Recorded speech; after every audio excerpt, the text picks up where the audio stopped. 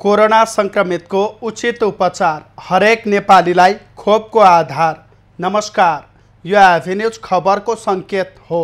तपाईँ अहिले एभिन्यूज @7 मा हुनुहुन्छ। म सुभाष नेपाल। प्रारम्भमा मूल खबर। यथास्थितिमा एमसीसी सम्झौता पास नहुने माओवादी अध्यक्ष दाहालको भनाई। खारेजीको माग गर्दै आज पनि राजधानीमा प्रदर्शन।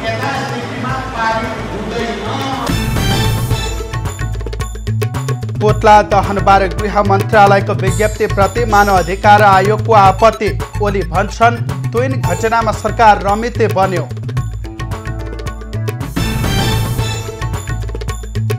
सुदूरपश्चिम सरकारबाट बाहिरियो एमाले। आर्थिक मामिला मन्त्री शाह र राज्य मन्त्री गहतराजले दिए राजीनामा।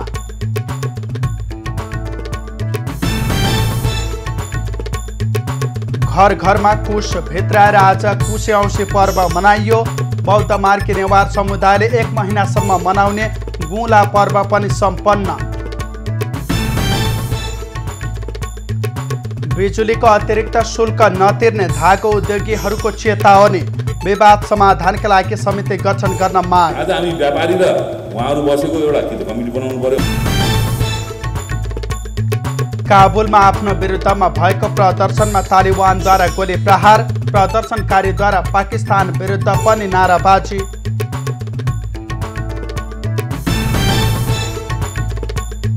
र पहिलो 1 दिवसीयमा नेपालद्वारा पपुवा न्युगिनी 2 विकेटले पराजित। रोहित कुमार पौडेल र सोमपाल कामीको उत्कृष्ट प्रदर्शन। अब खबरको सिलसिला प्रारम्भ गरौँ। माओवादी अध्यक्ष दाहालको भनाई सम्बन्धी प्रसङ्गबाट। नेकपा माओवादी केन्द्रका अध्यक्ष पुष्पकमल दाहालले millennium challenge corporation MCC pass नहुने घोषणा गरेका छन्। मङ्गलबार young communist league Nepal YCL को पहिलो केन्द्रीय समिति बैठकलाई सम्बोधन गर्दै अध्यक्ष दाहालले नेपालले एमसीसीका बारेमा अमेरिकालाई कूटनीतिक नोट पठाएको र अमेरिकाले सकारात्मक जवाफ नदिए पास नहुने बताएका छन्। सरकारले हालै एमसीसी बारे उठेका विभिन्न 11 प्रश्न समावेश गरेर एमसीसीलाई पत्र पठाएको थियो। त्यसको स्पष्ट जवाफ आएपछि एमसीसी अगाडि बढाउने अध्यक्ष दाहालले बताएका छन्।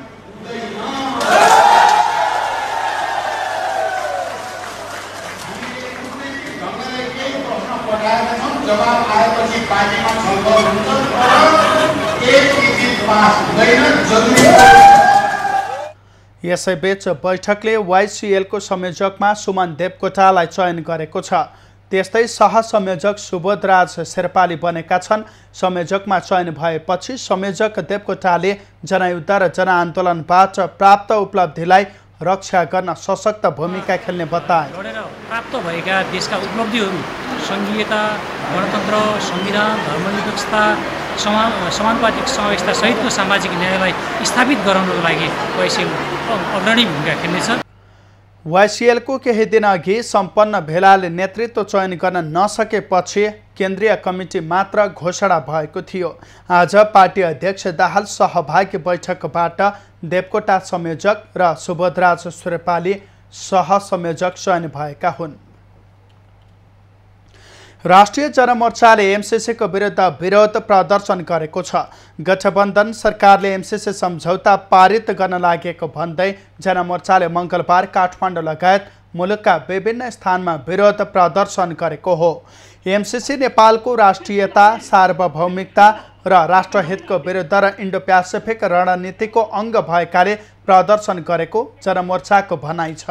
नेपाली जनतालाई आह्वान गर्ने हो भने गरेको छ। आज त्यो एनसीएलले भ्रष्टाचार भन्न एनसीएलले अगाडि बढ्न हामी एमसीसी का कारण देशभित्र राजनीतिक दल, सरकार र जनता बीच असमझदारी बढ्ने जनमोर्चाको भनाइ छ। नेत्रविक्रम चन्द नेतृत्वको नेपाल कम्युनिस्ट पार्टीको भ्रातृ संगठन युवा संगठन नेपालले सरकार विरुद्ध प्रदर्शन गरेको छ। सङ्गठनले मङ्गलबार काठमाडौँमा आर्थिक अनियमितता र भ्रष्टाचार नियन्त्रण गर्न नसकेको भन्दै सरकार विरुद्ध प्रदर्शन गरेको हो। प्रदर्शनकारीहरूले भ्रष्टाचारीको सम्पत्ति राष्ट्रियकरण गर्न माग गरे। भ्रष्टाचारीलाई कारबाही गरौँ।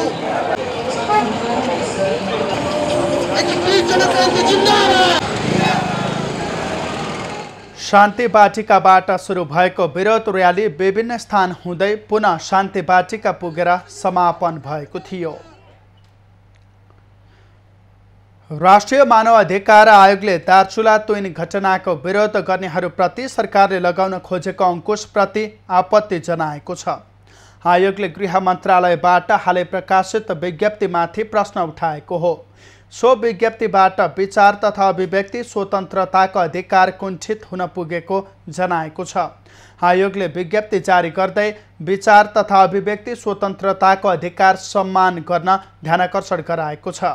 गृह मन्त्रालयले भदौ 18 र 20 गते मित्र राष्ट्रहरूको सहयोगमा सञ्चालित विकास आयोजना, त्यहाँ कार्यरत कर्मचारी, विदेशी नागरिक र तिनको सम्पत्तिलाई लक्षित गरी प्रत्यक्ष वा परोक्ष रूपमा सञ्चार माध्यम र सामाजिक सञ्जालमा नकारात्मक टीका टिप्पणी गर्ने, धम्कीपूर्ण अभिव्यक्ति दिने जस्ता गतिविधि गर्ने उप सूक्ष्म रूपमा निगरानी राख्ने जनाएको थियो।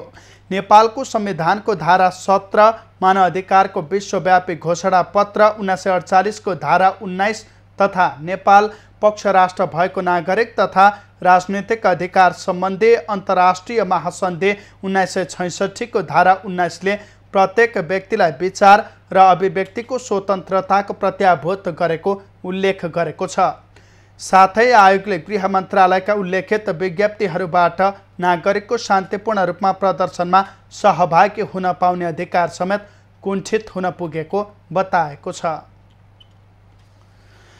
नेकपा एमालेका अध्यक्ष केपी ओलीले एमालेसँग नेपाली कङ्ग्रेस समेत लड्न डराइरहेको अवस्थामा माधव नेपालको पिउसो पार्टीले एमालेसँग लड्न देखेको सपनामै सीमित हुने बताएका छन्। पोखरामा आयोजित कार्यकर्ता भेलामा उनले केही बेशरम व्यक्तिको नेतृत्वमा एमाले समाप्त पार्ने अभियान चलिरहेको बताएका छन्।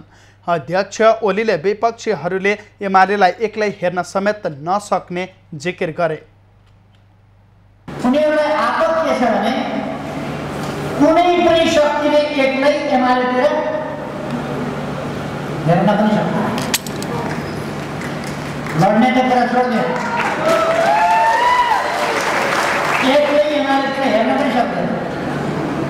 त्यसकारण उनीहरूले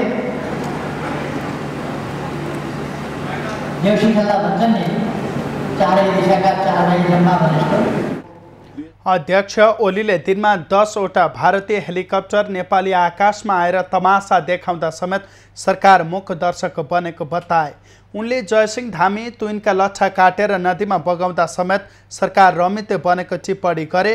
पूर्व प्रधानमन्त्री समेत रहेका ओलीले संसदले काम गर्न पनि नसक्ने र बस्न पर्ने नसक्ने भएपछि आफूले विघटन गरेको दाबी गरे। ओलीले अदालतले पनि कङ्ग्रेसले प्रतिनिधि सभा विघटन गर्दा सदर गर्ने र एमालेले विघटन गर्दा बदर गर्ने गरेको बताए। काङ्ग्रेसले विघटन भयो भने सदर, एमालेले विघटन गर्यो भने बदर। यो त पहिलेदेखि मनमोहन अधिकारीले बदर गरे, शेरबहादुर देउवा प्रधानमन्त्री, केपी ओलीले फेरि केपी ओलीलाई पाला। अहिले त अदालतबाट फलानालाई प्रधानमन्त्री तोकिएको छ भनेर सोझै दिने खालको परमादेश। ओलीले पुष्पकमल दाहाल र माधव नेपालले आफूलाई प्रधानमन्त्री तथा पार्टी अध्यक्षबाट हटाएर पार्टी कब्जा गर्ने प्रयास गरेको बताए। उनले आफू प्रधानमन्त्री भएदेखि नै नेता दाहाल र नेपालले पार्टीमा कब्जा जमाउने योजना बनाएको आरोप पनि लगाए। नेकपा एमालेबाट सुदूरपश्चिम प्रदेश सरकारमा सहभागी भएका 2 जना मन्त्रीले राजीनामा दिएका छन्। एमाले संसदीय दलका नेता समेत रहेका आर्थिक मामिला तथा योजना मन्त्री प्रकाश बहादुर शाह र राज्य मन्त्री अर्चना गहतराजले पदबाट राजीनामा दिएका हुन्। विगतमा माधव नेपाल समूहमा रहेका शाह र गहतराजले पार्टी विभाजनपछि एमालेमै रहेका छन्। यस्तो अवस्थामा यो विषम परिस्थितिमा प्रदेश सरकारमा रहेर काम गर्ने असहज अवस्था सिर्जना भएको यहाँलाई थाहै छ। त्यस्तो अवस्थामा अब मन्त्री पदमा रहेर जनताको सेवा गर्ने, प्रदेशको विकास गर्ने अवस्था सहज रहे। बाजुराबाट निर्वाचित शाह 5 फागुन 2074 मा तत्कालीन नेकपा नेतृत्वको सरकारमा आन्तरिक मामिला तथा कानुन मन्त्रीमा नियुक्त भएका थिए। पार्टी विभाजनका बेला एमाले स्थायी कमिटीको बैठक निर्देशन विपरीत शाहले मुख्यमन्त्री त्रिलोचन भट्टलाई विश्वासको मत दिएका थिए। सभामुख र निर्वाचन आयोग विरुद्ध नेकपा एमालेका अध्यक्ष केपी ओलीले दर्ता गरेको रिटमा सर्वोच्च अदालतले दुवै पक्षलाई झिकाउने आदेश दिएको छ। एमालेले माधव नेपाल सहित 14 र लुम्बिनीका 2 सांसद पदमुक्त गर्ने पार्टीको निर्णय कार्यान्वयन नगराएको भन्दै सङ्घ र लुम्बिनी प्रदेशका सभामुख विरुद्ध दायर गरेको रिटमा आज सुनवाई गर्दै सर्वोच्चले यस्तो आदेश दिएको हो। प्रधान न्यायाधीश चोलेन्द्र शमशेर राणाको एकल इजलासले रिटमा माग दाबी भए अनुसार अन्तरिम आदेश दिने नदिने बारे छलफल गर्न 28 गते दुवै पक्षलाई झिकाउने पनि आदेश गरेको छ। एकीकृत समाजवादीको दर्ता गैरकानुनी भएको भन्दै बदर गर्न मागसहित निर्वाचन आयोग विरुद्धको रिटमा पनि अदालतले लिखित जवाफ माग गरेको छ। राणाको एकल इजलासले 15 दिनभित्र निर्वाचन आयोगसँग लिखित जवाफ माग गरेको हो। आदेश अनुसार जवाफ आएको तेस्रो दिनदेखि निरन्तर सुनवाई हुनेछ।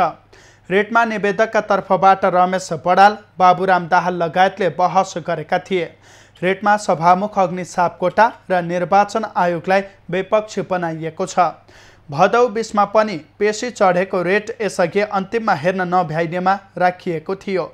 एमालेले कारबाही गरेको 14 जना सांसदको पद रिक्त भएको सूचना टाँस नगरेर सभामुखले एमाले विभाजनमा सहयोग गरेको र निर्वाचन आयोगले पनि पार्टीले कारबाही गरेका सांसदलाई शनाखत गराएर पार्टी दर्ता गर्न दिएको निर्णय गैर कानुनी रहेको दाबी गरेर रेट दर्ता भएको थियो।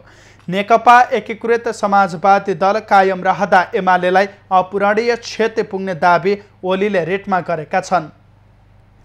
भदौ 1 गते एमालेले माधव नेपाल सहित 14 सांसदलाई कारबाही गरेको पत्र संसद सचिवालयमा दर्ता गराएको थियो। निर्वाचन आयोगलाई पनि सोही दिन कारबाहीको जानकारी दिएको थियो। तैपनि सभामुख सापकोटाले कारबाहीको सूचना टाँस नगरेको र तिनै सांसदलाई आयोगले नयाँ दल दर्ता प्रक्रियामा शनाखत गराएको आरोप लगाउँदै एमालेले सर्वोच्च अदालतमा रेट दायर गरेको हो। नेपाली कांग्रेसले 14औं महाधिवेशनको नारा तय गरेको छ। कांग्रेसको सूचना सञ्चार तथा प्रचार विभागले महाधिवेशनका लागि नारा तय गरेको हो। विभाग प्रमुख तथा प्रवक्ता विश्वप्रकाश शर्माको सभापतित्वमा बसेको बैठकले कांग्रेसमा उत्साह, एकता, रूपान्तरण, सफल बनाऊ, 14औं महाधिवेशन भन्ने प्रचारात्मक नारा तय गरेको हो। त्यस्तै बैठकले महाधिवेशनको पूर्व सन्ध्यामा नीति र विचार केन्द्रित प्रचारको चिन्तन 14औं महाधिवेशन कार्यक्रम समेत आयोजना गर्ने निर्णय गरेको छ। यसका लागि कार्यक्रम संयोजनको जिम्मेवारी विभागका उपप्रमुख डाक्टर सुरेश आचार्यलाई दिएको छ।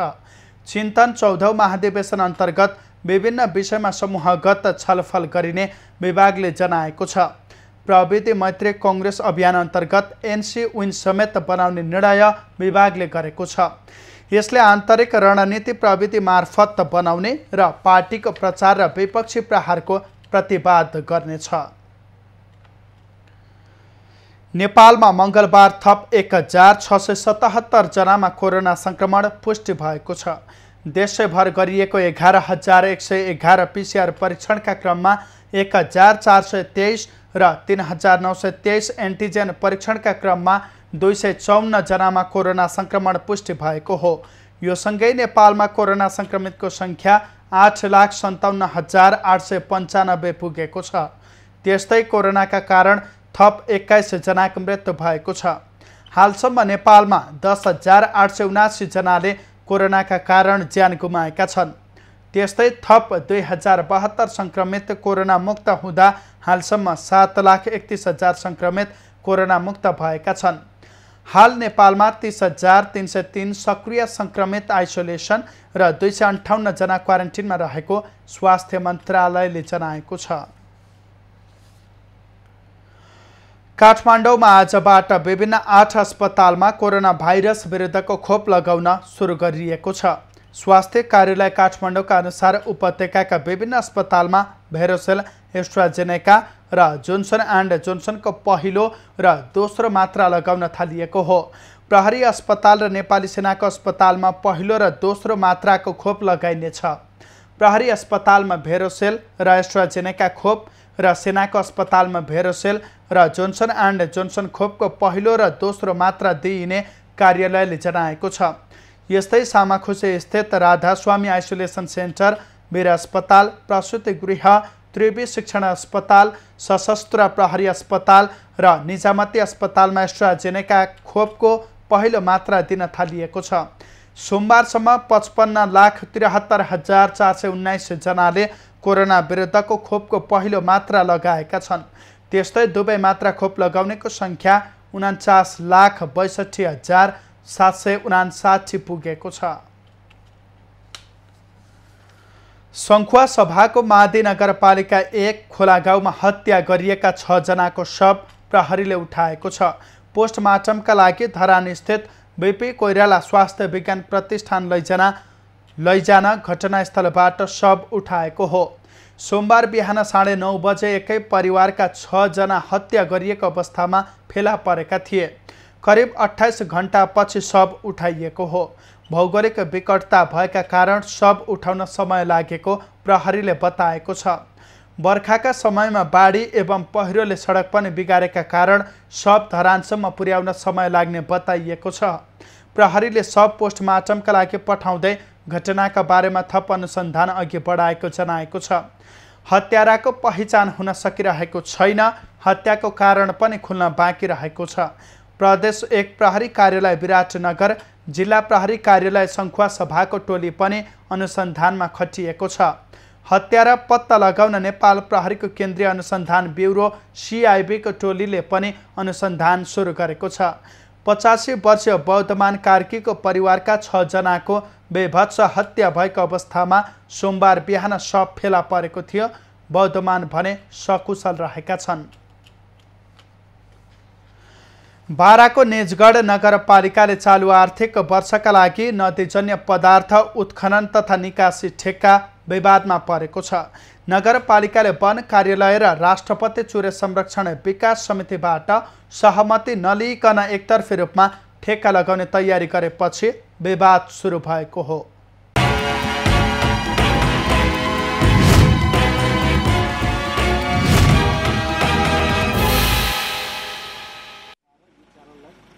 निजगढ नगरपालिकाले एकतर्फी रूपमा ठेक्का लगाउने तयारी गरेपछि राष्ट्रपति चुरे संरक्षण विकास समितिको टोलीले नगरपालिकाले प्रस्ताव गरेको नदीजन्य पदार्थ उत्खनन क्षेत्रको निरीक्षण गरेको छ। नगरपालिकाले राष्ट्रिय वन तथा चुरे क्षेत्रमा पर्ने 5 वटा नदीहरूमा कानुन विपरीत प्रारम्भिक वातावरणीय परीक्षण प्रतिवेदन तयार पारेर ठेक्का लगाएको भन्दै डिभिजन वन कार्यालय बाराले विरोध जनाएपछि विवाद सुरु भएको थियो। नगरपालिकाले तयार पारेको IEE रिपोर्ट र त्यसमा उल्लेखित विवरण र कार्यालयको तथ्याङ्क बीच तुलनात्मक अध्ययन गर्ने राष्ट्रपति चुरे संरक्षण विकास समितिले जनाएको छ। चुरे क्षेत्रको हकमा यदि त्यो क्षेत्रको ढुङ्गाको बालु उत्खनन गर्ने अथवा चुरे क्षेत्रमा हुने अरू विभिन्न गतिविधिहरूको लागि वातावरणीय अध्ययन गर्नुपर्ने क्षेत्रहरू चुरे क्षेत्रमा छन् भने सम्बन्धित सरकारवाला निकायको राय सल्लाह सुझाव लिने भन्ने हो। र चुरे क्षेत्रमा राष्ट्रपति चुरेको पनि एउटा सरकारवाला निकाय भएको हुनाले त्यसको राय लिने होइन, उसको परामर्श दिने भन्ने हो। वन क्षेत्रको यदि वन क्षेत्रको चाहिँ वनको पनि लिन पर्यो। डिभिजन वन कार्यालयका प्रमुख मन्जुर अहमदले नगरपालिकाले कानुन विपरीत वन क्षेत्रभित्र पर्ने नदीमा पनि प्रारम्भिक वातावरणीय परीक्षण गरेर नदीजन्य पदार्थको ठेक्का लगाएको हुँदा ऐन नियम विपरीत भएको काम रोक्न कार्यालयले प्रक्रिया सुरु गरिसकेको बताए। भोलि हामीले सहमति नै दिएको विषयमा हाम्रो चाहिँ के अरे त्यहाँ इजाजत नै नभएको विषयमा वन क्षेत्रभित्रको खोला नालामा नगरपालिकाले ठेक्का लगाएर ठेकेदार त्यहाँ पुग्दाखेरि हामीले चाहिँ त्यहाँ कारवाही गर्न सक्ने अधिकार चाहिँ वन क्षेत्रले दिएको छ। त्यसो हुँदाखेरि हामीले चाहिँ नगरपालिकाले कुन प्रक्रियाबाट कसरी गर्यो भने हामीले कागजात मागेको अहिलेसम्म हामीले प्राप्त गरेका छौँ। यता निजगढ नगरपालिकाका प्रमुख प्रशासकीय अधिकृत सुमन कुमार कार्कीले कानुन सम्मत रूपमा वातावरणीय प्रभाव मूल्याङ्कन प्रतिवेदन स्वीकृत गरी ठेक्का लगाएकाले वन कार्यालयले असहमति जनाउनुको कुनै अर्थ नभएको बताए। समन्वय नगर्न खोज्ने वा हामीले कानुन विपरीतको कुनै काम गर्ने भन्ने छैन। हामी सबैसँग समन्वय गर्छौँ। स्थानीय तहको रूपमा निजगढ नगरपालिका रहेको छ, उसको चाहिँ कानुन संविधान कानुनले दिएको अधिकार छ। हामीले सबै निकाय सरकारी निकायहरूसँग गैर सरकारी निकायहरूसँग नागरिकसँग सबैसँग समन्वय गरेर हिँड्नु हाम्रो कर्तव्य हो। त्यो हामी गर्छौँ, त्यसमा हामी कमी हुँदैन। अब जहाँ चाहिँ अब केही चाहिँ निकायले उठाएको रिजर्भेसनहरूको विषय त्यसलाई पनि हामी सम्बोधन गर्छौँ। सहमति लिनुपर्ने कुराहरू सहमति लिन्छौँ। जिल्ला समन्वय समिति 12 को बैठकले समेत राष्ट्रपति चुरे संरक्षण तथा विकास समिति तथा वन कार्यालयबाट प्रारम्भिक वातावरणीय परीक्षण प्रतिवेदन स्वीकृत गर्ने र आवश्यक सहमति लिएर मात्र ठेक्का लगाउनु पर्ने निर्णय गरेपछि नगरपालिकाले बोलपत्र पेश गर्ने समयसीमा 2 साताका लागि थप गरिएको छ। इन्दीप कोइराला, 12।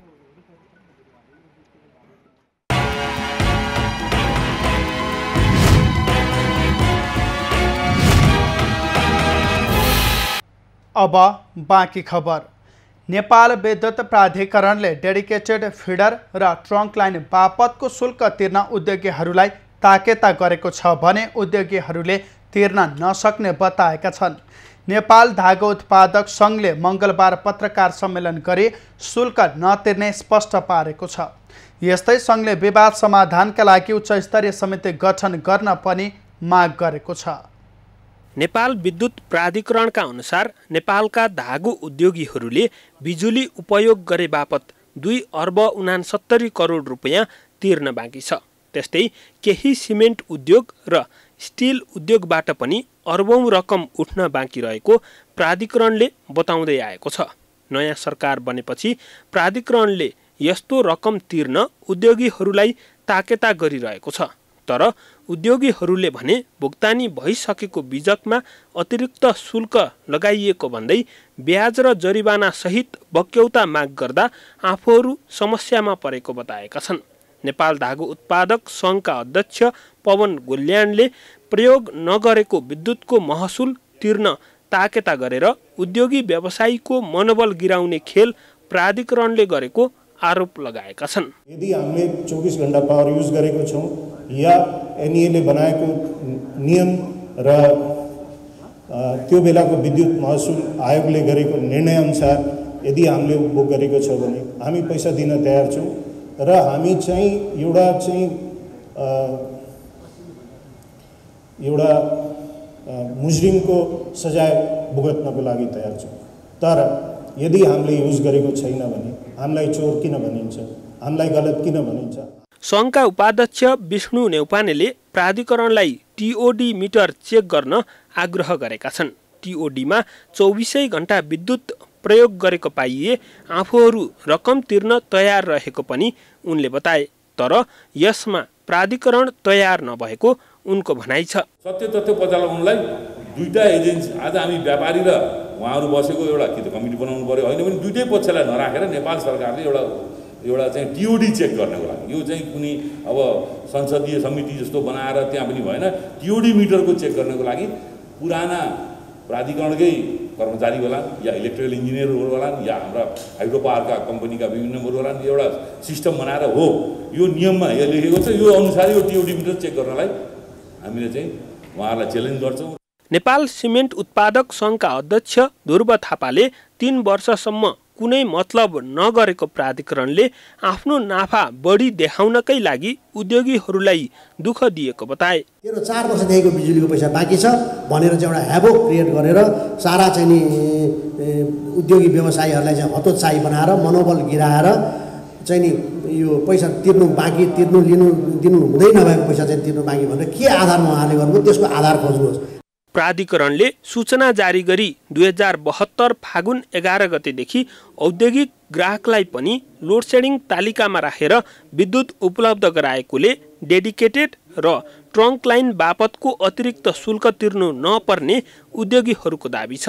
लोडसेडिङ कायम रहेको बेलाको विद्युतको शुल्क तोकिएको समयमै भुक्तानी गरेको र सो बापत बिजक रकमको 2% छुट पाएको हुनाले प्राधिकरणलाई तिर्न बाँकी नरहेको पनि उद्योगीहरूले स्पष्ट पारेका छन्। भोजपुरमा पछिल्लो समय राजस्व तिर्नेको सङ्ख्यामा वृद्धि भएको छ। जिल्लामा नै करदाता सेवा कार्यालय सञ्चालनमा आएसँगै कर तिर्नेको सङ्ख्यामा वृद्धि भएको हो। कार्यालय स्थापना भएको 1 वर्ष नपुग्दै 17 करोड बढी राजस्व सङ्कलन भएको छ। भोजपुरमा कोरोना संक्रमणको दोस्रो लहरमा गरिएको निषेधाज्ञाले विभिन्न पेसा व्यवसाय ठप्प भए पनि गत आर्थिक वर्ष 2077-78मा 14 करोड बढी राजस्व सङ्कलन भएको छ। वस्तु सेवामा लाग्ने कर, आयकर, मूल्य अभिवृद्धि कर, अन्तशुल्क लगायतको 14 करोड 13,66,000 राजस्व सङ्कलन भएको करदाता सेवा कार्यालय भोजपुरले जनाएको छ। यस आर्थिक वर्षको साउन महिनामा मात्र 3 करोड 44 लाख राजस्व सङ्कलन भएको करदाता सेवा कार्यालयले जनाएको छ। हालसम्म 17 करोड बढी राजस्व सङ्कलन भएको कार्यालयले जनाएको हो। पोहोरको तुलनामा यो वर्ष अलिकति करदाताहरू सचेत पनि हुनुभएको छ, जागरुक पनि हुनुभएको छ। उद्योग वाणिज्य सङ्घहरूसँग हामीले सहकार्य गरेर करदाताहरूलाई चेतना जगाउने कामहरू गरिरहेछौँ। त्यो हिसाबले गर्दाखेरि अलिकति कर राजस्वहरू बढ्ने सम्भावना पनि देखिन्छ। जिल्लामा व्यापार व्यवसायलाई मध्यनजर गर्दै करदाता शिक्षा समेत सञ्चालन गरिने कार्यालयले जनाएको छ। कार्यालय स्थापना भएपछि भोजपुरका सेवाग्राहीलाई सेवा लिन सहज भएको छ। कार्यालय नहुँदा कर तिर्नकै लागि 3 दिन लगाएर धरान, धनकुटा पुग्नुपर्ने बाध्यता थियो।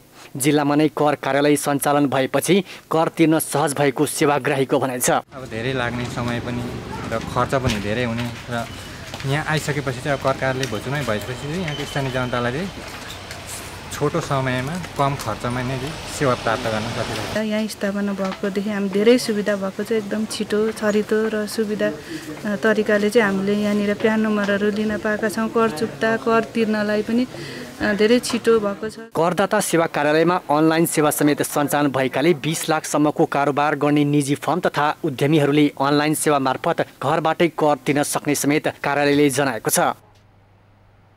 कोरोनाको त्रासका बीच पनि कुशे औँसी पर्व मनाइएको छ। गोकर्णेश्वर मन्दिरमा दिवंगत आफन्तको नाममा श्राद्ध गर्नेको भिडलाई कोरोनाको त्रासले रोक्न सकेन। कुशे औँसीका दिन गोकर्णेश्वर मन्दिरमा दिवंगत भएका पितृको नाममा जलदान, पिण्डदान र सिधादान गर्ने प्रचलन रहेको छ।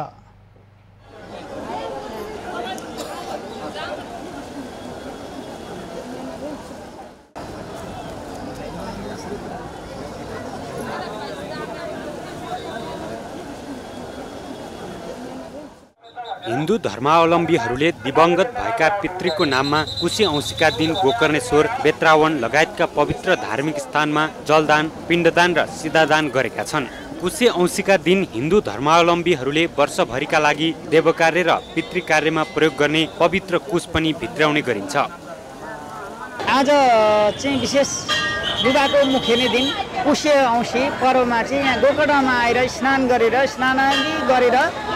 सिद्धान्तदान गर्दाखेरि चाहिँ पितृहरू वैकुण्ठ प्राप्ति गर्छन्, उत्तम गति पाउँछन् भनेर शास्त्रीय मान्यता रहेको छ। नेपालमा पितृको नाममा जलदान, पिण्डदान र सिधादान गर्ने पहिलो तीर्थ गोकर्णेश्वर मन्दिरलाई लिने गरिन्छ। यस बाहेक उत्तर गया र काशीमा दिवंगत पितृहरूका नाममा श्राद्ध गर्दा पितृ मोक्ष हुने विश्वास रहेको छ। 1 वर्षभित्रमा चाहिँ हामीले चाहिँ तीर्थमा गएर श्राद्ध गर्नुपर्ने। पहिलो तीर्थ गोकर्ण, दोस्रो तीर्थ गया, उत्तर गया भन्छन् जुन त्रिशुलीमा रहेको छ। अनि त्यसपछि काशीमा गएर श्राद्ध गरेपछि अनि हाम्रो श्राद्धको चाहिँ बुवाको कर्मकाण्डलाई चाहिँ पुगेको वर्ष दिन भन्नुभन्दा यो छोरो भएर जन्म लिएपछि एकचोटि यति ठाउँमा गएर श्राद्ध गरिदिनुपर्ने हाम्रो धर्मशास्त्र, परम्परा, रीतिरिवाज यही नै हो। प्रशासनले कोरोना महामारीका बावजुद निषेधाज्ञा खुकुलो गरेसँगै देशका विभिन्न स्थानबाट आएका तीर्थयात्रीहरूले दिवंगत आफन्तको नाममा जलदान, पिण्डदान र सिधादान गरेका हुन्। गएको वर्ष बन्द रहेको गोकर्णेश्वर मन्दिरमा यो वर्ष भिड लागेको छ। प्रशासनले निषेधाज्ञा खुकुलो गरेसँगै मन्दिरमा श्राद्ध गर्नेहरूको भिड लागेको हो। क्यामेरामा विनय तामाङको साथमा अजय खत्री, काठमाडौँ। बौद्ध धर्मावलम्बीहरूको मुख्य चाड गुला पर्व मङ्गलबारबाट सकिएको छ।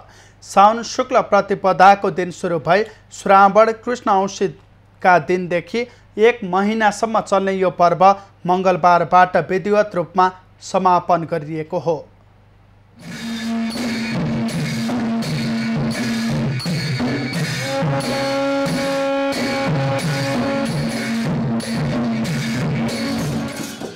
बौद्ध धर्मावलम्बीहरूको मुख्य पर्व गुला पर्व मङ्गलबारबाट विधिवत रूपमा सम्पन्न भएको छ। 1 महिनासम्म चल्ने यो पर्व स्वयम्भू महाचैत्य लगायतका चैत्यहरूको परिक्रमा गरी मनाइने प्रचलन रहेको छ।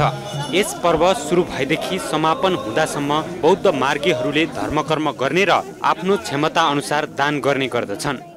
दिपङ्गर उद्धारको लागि यो एउटा नेको बाजा भनेर राखेका छौँ, त्यो बाजा रोक्नु हुँदैन। किन भन्दाखेरि त्यो दिपङ्गरहरू जुन वर्ष मराएको थियो त्यही वर्षमा नै पूजा गर्नुपर्छ। त्यसको सद्गतिको लागि त्यो बाजामा रोकेको छ, अरू बाजा कुनै पनि आएको छैन यहाँ। कोरोना महामारीका कारण अघिल्ला वर्षहरूमा जस्तो रौनक नभए पनि औपचारिकताका लागि मात्रै यो पर्व मनाइएको थियो। विभिन्न बाजा गाजा सहित मनाइने यो पर्व यस वर्ष भने दिवंगतको उद्धारका लागि बजाइने न्याकु बाजालाई मात्र नरोकिएको हो।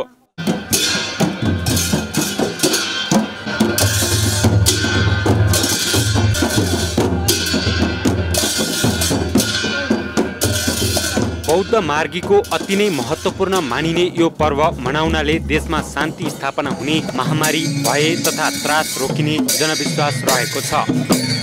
क्यामेरामा विनय तामाङका साथ शीतल रिजाल, काठमाडौँ। काठमाडौँको बसन्तपुर स्थित ऐतिहासिक तथा पुरातात्विक महत्त्वको सम्पदा काष्ठमण्डपको छानो छाउने काम सुरु गरिएको छ। काष्ठमण्डप काठमाडौँको मध्य भागमा रहेको एउटै रुखबाट बनेको पुरानो इतिहास बोकेको सम्पदा हो। करिब 4.5 वर्षदेखि यो ऐतिहासिक सम्पदा काष्ठमण्डपको पुनर्निर्माण भइरहेको छ। ऐतिहासिक तथा पुरातात्विक महत्त्व बोकेको सम्पदा काष्ठमण्डपको छानो छाउने काम सुरु गरिएको छ। 2072 साल वैशाख 12 गते आएको विनाशकारी भूकम्पले ध्वस्त बनाएको सो सम्पदाको पुनर्निर्माणको काम अन्तिम चरणमा पुगेपछि छानो छाउने काम सुरु गरिएको हो। कहिले काठको अभाव त कहिले अन्य कच्चा पदार्थको अभावका कारण बल्ल काष्ठमण्डपमा छानो हाल्ने काम सुरु गरिएको हो। 7औं शताब्दीमा बनेको सो सम्पदामा मौलिक प्रविधि नै प्रयोग गरेर झिङ्गटीको छानो छाउने काम सुरु गरिएको काष्ठमण्डप पुनर्निर्माण समितिका अध्यक्ष राजेश साक्य बताउँछन्। हामी कमिटी गठन भए पश्चात नियमित रूपमा काम भइरहेको छ। यो काम चाहिँ हामी अब करिब अन्ततिर आइरहेको छ। अब हामीले झिङ्गटी छाउने काम सुरु भइरहेको छ। त्यसकारण अब यो नियमित काम हामी केही महिना अझ पनि काम हुन्छ।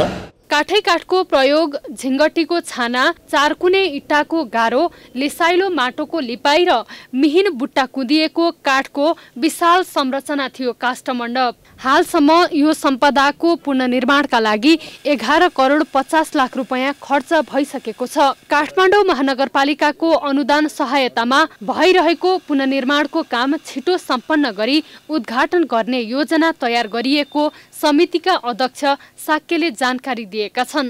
समितिले पुरानै मौलिकतालाई कायम राखेर सो सम्पदा पुनर्निर्माणको काम सम्पन्न गरेर विश्वलाई नै नमुना उदाहरण पेश गर्न सक्षम हुने दाबी गरेको छ। स्थानीय प्रविधि उपयोग गरेर चाहिँ बनाउन सफल हुनुको ठुलो एचिभमेन्ट हो। यसमा यो साँच्चै विश्वमा नै एउटा यसरी सम्पदा निर्माण गर्नु विश्वको लागि नै एउटा नमुना हो। काष्ठमण्डप पुनर्निर्माणको काम सुरु भएको धेरै भइसक्दा पनि निर्माण अझै सम्पन्न भएको छैन। यस्ता मौलिक शैलीको मठ मन्दिर, पुराना पुस्ताले मेहनतले जोडेको सम्पदाको संरक्षण र सम्वर्धन गर्नु हामी सबैको दायित्व हो। सो सम्पदालाई छिटै निर्माण सम्पन्न गरिनु आवश्यक रहेको छ। राष्ट्रिय विभूति मोतीराम भट्टको 155औं जन्म जयन्ती मङ्गलबार विभिन्न साहित्यिक कार्यक्रमको आयोजना गरी मनाइएको छ। जन्म जयन्तीका अवसरमा नेपाल प्रज्ञा प्रतिष्ठानले प्रज्ञा गजल महोत्सवको आयोजना गरेको थियो। सो अवसरमा साहित्यकारहरूले भट्टको स्मृतिमा गजल वाचन गरेका थिए।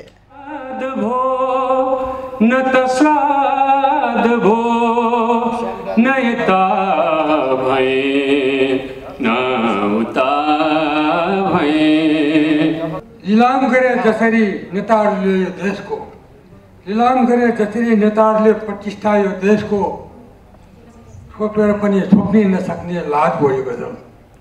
चारै दिशा घुमेर फुलबारीमा झुलेर।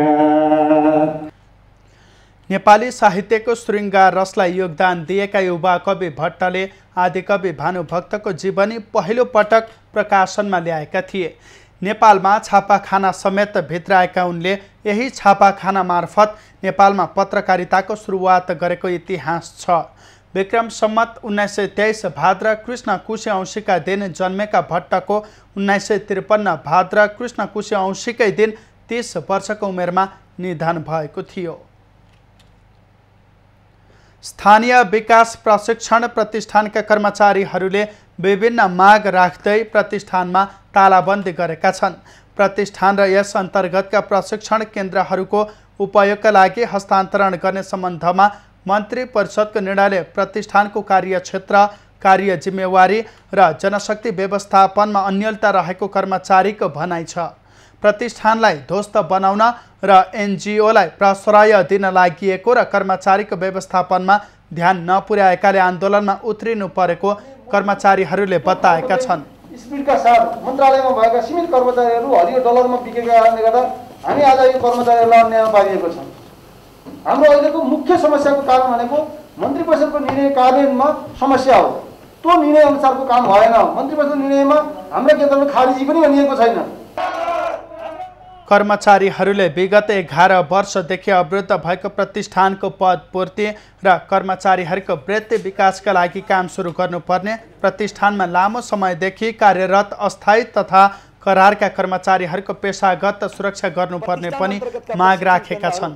प्रदेश सरकारमा उपयोगको लागि हस्तान्तरण भइसक्दा समेत त्यहाँ कार्यरत कर्मचारीहरूको व्यवस्थापन नभएकाले तुरुन्तै सम्मानजनक व्यवस्थापन गर्नुपर्ने। मिति 78/5/9 गते हामीले प्रतिष्ठानका कार्यकारी निर्देशकज्यूलाई पेश गरिएको 22 सूत्रीय मागहरू अविलम्ब सम्बोधन गर्नुपर्ने, उल्लेखित मागहरू पूरा गर्न नसकेमा स्थानीय विकास प्रशिक्षण प्रतिष्ठानका श्रीमान कार्यकारी निर्देशकज्यूले तत्काल राजीनामा दिएर मार्ग प्रशस्त गर्नुपर्ने।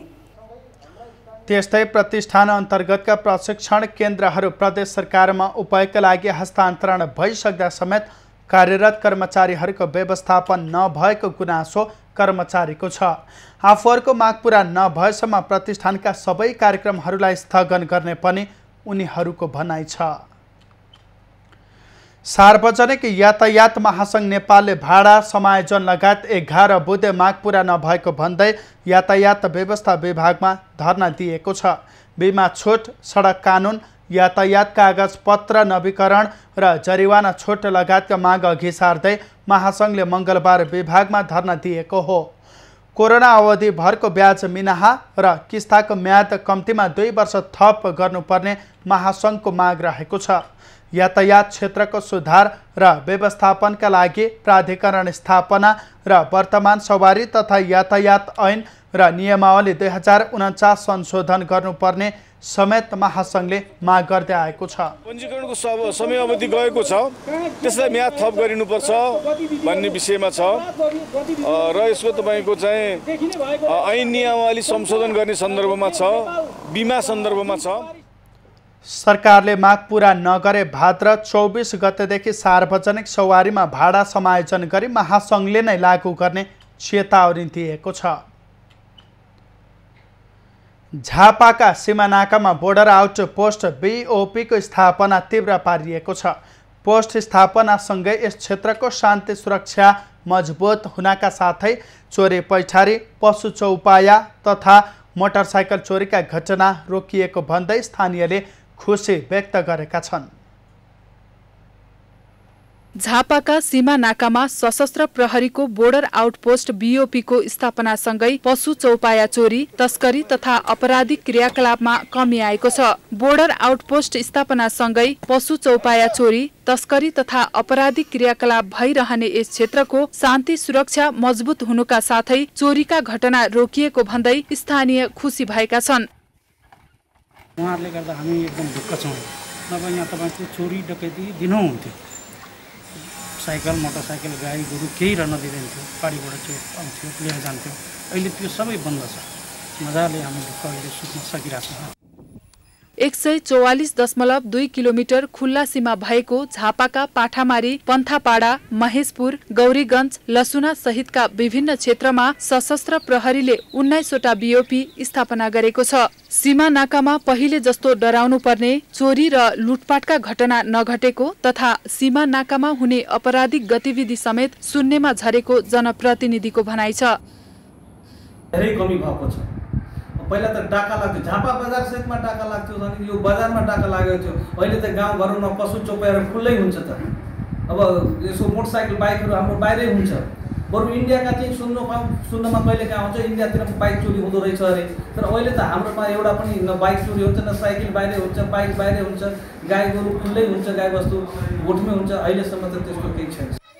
सीमा क्षेत्रमा शान्ति सुरक्षा सहित 10 गजा क्षेत्रको अतिक्रमण रोक्ने र सीमा स्तम्भ पिलरको समेत रेखदेखका साथै आपराधिक क्रियाकलाप, चोरी तथा तस्करी नियन्त्रणका लागि उच्च सतर्कता अपनाइएको सशस्त्र प्रहरीले जनाएको छ। यी सबै कार्य गर्न एसएसबीसँग नियमित संयुक्त रूपमा गस्ती समेत गर्दै आएको छ। बीओपीहरूको स्थापना भएपछि पहिला हुने यो पशु चौपायाहरूको चोरी, त्यस्तै अन्य चोरीहरू पनि पूर्ण रूपमा नियन्त्रण भएको छ। यसले गर्दाखेरि बीओपीको स्थापना भएपछि हाम्रो आफ्नो घरमा आनन्दले सुत्न पाएका छौँ। सरकारले सीमा क्षेत्रको शान्ति सुरक्षा मजबुत बनाउने उद्देश्यले स्थापना गरेको बीओपीले वर्षौंदेखि पशु चौपाया चोरी सहित आपराधिक क्रियाकलापको सामना गरिरहेका स्थानीयले त्यहाँबाट छुटकारा पाएका छन्। सन्तोष नेउपाने, झापा। अबको पालो एभिन्यू च्याट बिजनेसको।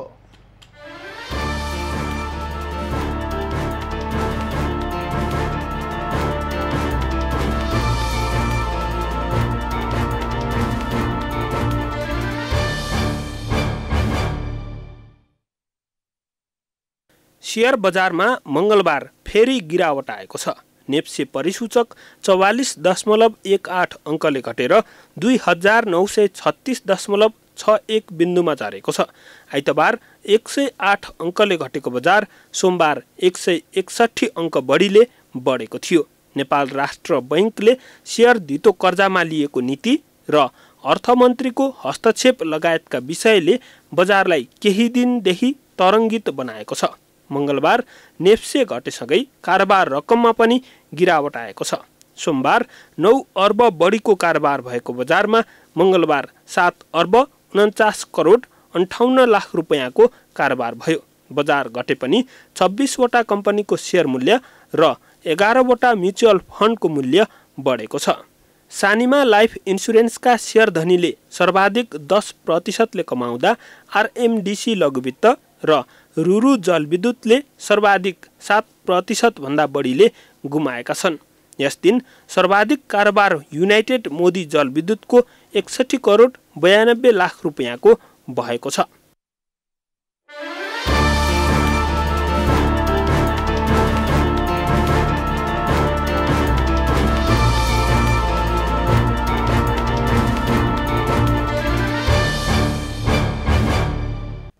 अबको पालो एभिन्यू च्याट स्पोर्ट्सको।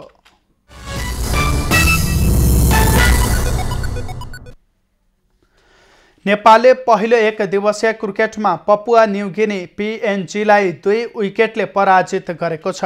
ओमानको अल अमिरात क्रिकेट मैदानमा भएको खेलमा पीएनजीले दिएको 135 रनको लक्ष्य नेपालले 39 ओभर 3 बलमा 8 विकेट गुमाएर पूरा गरेको हो।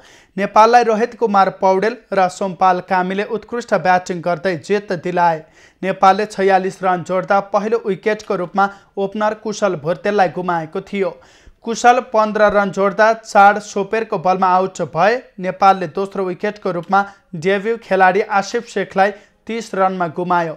जति बेला नेपालले 49 रन बनाएको थियो त्यसपछि नेपालको विकेट पतन सुरु भयो। नेपालले 82 रन जोड्दा 7 विकेट गुमाएको थियो, तर टिकेर खेलेका रोहितले 41 रनको योगदान दिँदै नेपाललाई जिततर्फ डोहोर्याए। यस्तै सोमपाल कामीले अभिजित 22 रन जोडे। 8औं विकेटका लागि रोहित र सोमपालले 52 रनको महत्त्वपूर्ण साझेदारी गरे। नेपालका लागि आरिफ शेखले 9, कप्तान ज्ञानेन्द्र मल्लले 6 र शरद भेसुवाकरले 6 रन जोडे। कुशल मल्ल 1 र पवन सराफ 0 रनमा आउट भए। पिएनजीका गौडी चोकाले 3 तथा 4 सोपेर र डामिन राभुले 2-2 विकेट लिए। यसअघि टस जितेर पहिले ब्याटिङ गरेको पिएनजी 33 ओभरमा अलआउट हुँदै 134 रनमा समेटियो। पिएनजीका लिगा सियाकाले सर्वाधिक 30 रन बनाए। त्यस्तै चार्लेस अमिनीले 23, गौडी टोकाले 22, चाड सोपेरले 17, क्लिफलिन डोरिगाले 15 र शेषे बाउले 14 रन बनाए।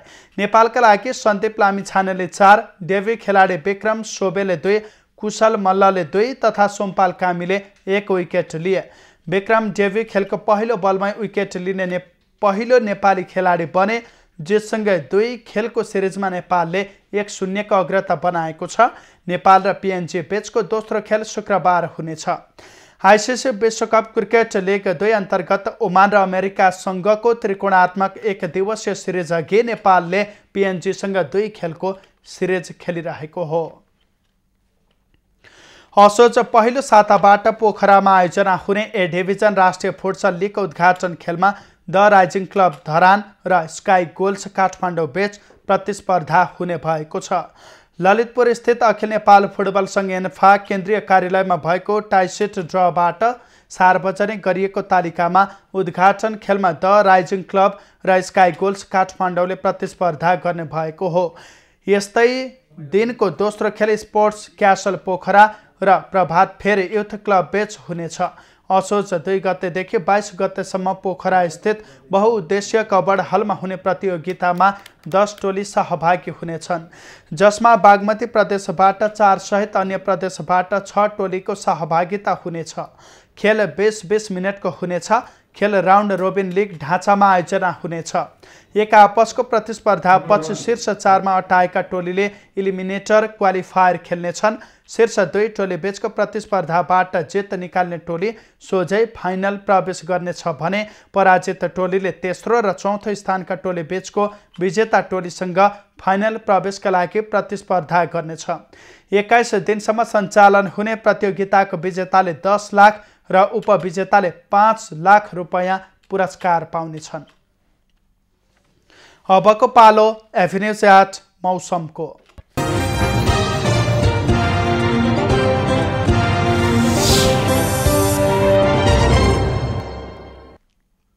पछिल्लो 24 घण्टामा देशका अधिकांश स्थानमा वर्षा भयो।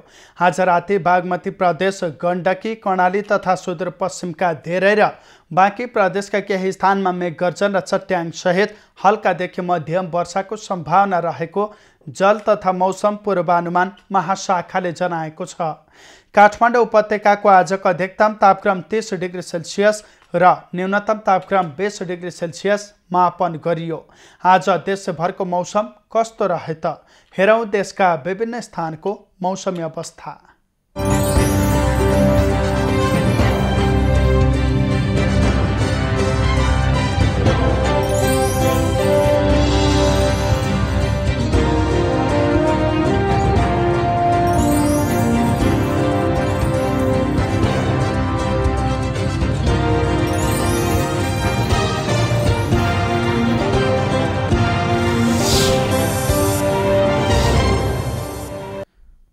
अहिलेलाई खबरको क्रम यति नै। एभिन्यूज खबरका यी सहित अन्य विस्तृत खबरका लागि www.avenews.tv लगइन गर्न सक्नुहुनेछ।